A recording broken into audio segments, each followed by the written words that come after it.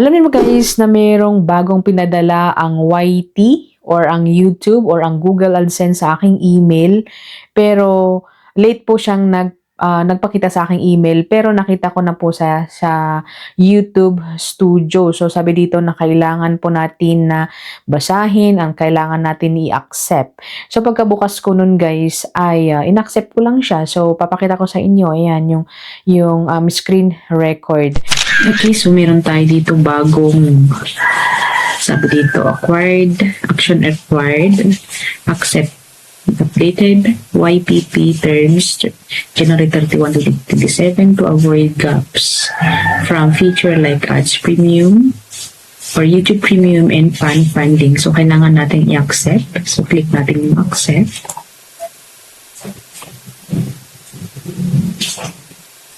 And then, napupunta tayo dito, review, updates, what's changing. We're updating the following terms to ensure the way you earn evolve alongside the platform. To keep earning without interruption, please review by January 27. Watch page monetization, and then short, and then fan funding monetization.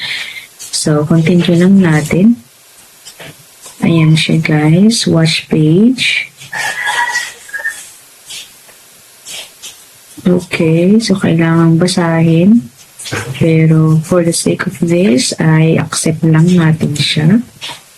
Accept and continue. And then yung shorts.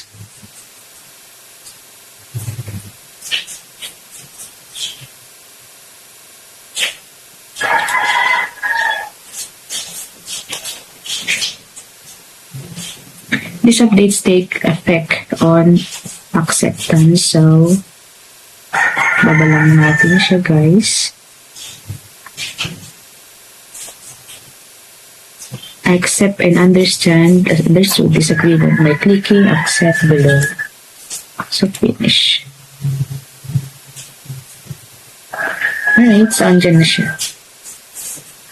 So, check natin.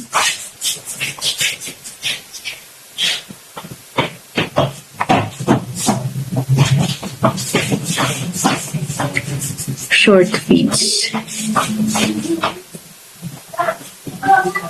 Ayon sa kanilang email guys, sa February 1st, 2027 ay maibagong YPP or yung kanilang yung mga requirements guys bilang isang YouTuber.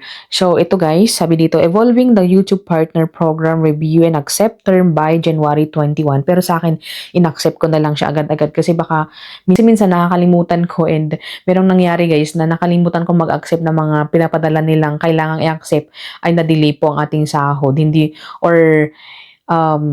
po tayo nakasahod that time. So, since launching the YouTube Partner Program or YPP, our goal has been to help creators building blah blah blah. We accept to pay even more to creators in 2027 that we did to keep earning without interruption. Please review and accept updated. So, ni-accept ko nga guys. So, pinakita ko na sa inyo. In-accept ko na po yung bago na YPP. So, ngayon, meron pang dagdag guys. Expanding Premium Lite. And then evolving the sports or evolving the shorts payout model opportunities. And then next one is updating YPP ads and premium. So ito po yung pinaka talagang seryoso dito guys. Kasi nga sa darating na February 1st, 2027, mag-uumpisa na po ang bagong eligibility program ng YouTube. Sabi dito guys na for new creators entry, so ipapakita ko na lang dito, entry requirements to unlock ads and premium sharing are increased in 4,000 or 8,000 hours. So, dinoble guys, yung 4,000 na requirements ay magiging 8,000 and last in 365 days.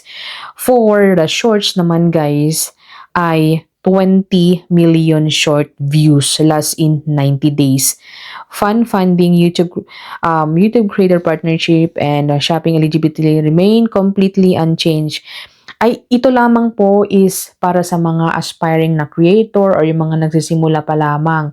Dapat po na ngayon is bilisan po nating mag-content, bilisan po nating mag-video-video para sa ganun ay ma-achieve na natin ang 4,000 kasi sa darating na next year guys is magiging 8,000 na. So medyo matagal-tagal na talagang kailangan mo magkaroon ng trending na mga videos para sa ganun magiging 8,000 agad-agad yung video mo. Pero pag sa mga kagaya natin, sa reality guys, para sa mga kagaya natin na hindi ka kilala and then hindi sikat na nga tao is matagal po tayo makaka-achieve ng ganung mga videos or mga ganun na hours. Anyway, yung subscriber naman is remain 1,000 pa rin guys, yung remain na or yung requirement na subscriber. So 1,000 subscriber and then 8,000 na watch hour pag sa long form na videos natin. Sa mga short form naman gaya ng sa shorts is talagang 80 or 20,000 na kailangan or 20 million guys na kailangan achieve natin. So, ngayon po ay talagang bilisan po nating mag-content. Ayan, so kung pwede 2 times a day na tayo mag-content, no?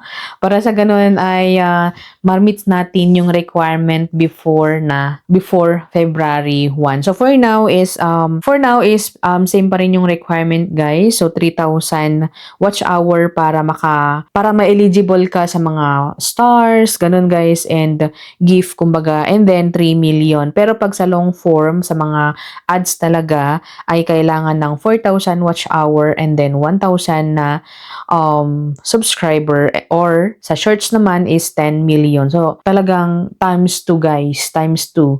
So 20,000 or 20 million na requirement sa shorts next year, and then pag naman sa long form na videos natin is 8,000 watch hour. So good luck po sa atin lahat kasi meron po akong isang channel dito. Ayan, so Lulubog Lilitaw. So meron siyang 993 na subscriber as of now, and sa watch hour naman 1,600.